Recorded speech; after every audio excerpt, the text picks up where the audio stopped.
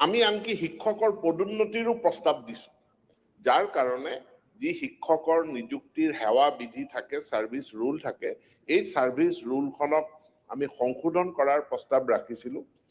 কেবিনেটলৈকে আমি গৈ পাইছিলো, কিন্তু আমাৰ শিক্ষক সংগঠনবিলাকৰো মতামতটো খুবেই গুৰুত্বপূৰ্ণ।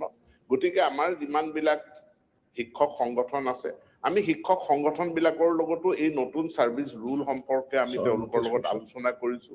তেওঁলোকৰ মতামত গ্ৰহণ প্ৰক্ৰিয়া আমাৰ সম্পূৰ্ণ হৈছে।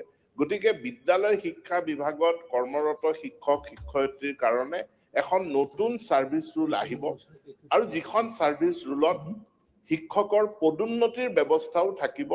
আৰু এতিয়া আমি গ্ৰেজুৱেট টিচাৰ যিসকলক উইথ পোষ্ট গ্ৰেজুৱেট ডিগ্ৰী তেনে আমি শিক্ষক পাইছো। আপোনাৰ পৰামৰ্শটো, বিধায়কগৰাকীৰ পৰামৰ্শটো ভাল পৰামৰ্শ।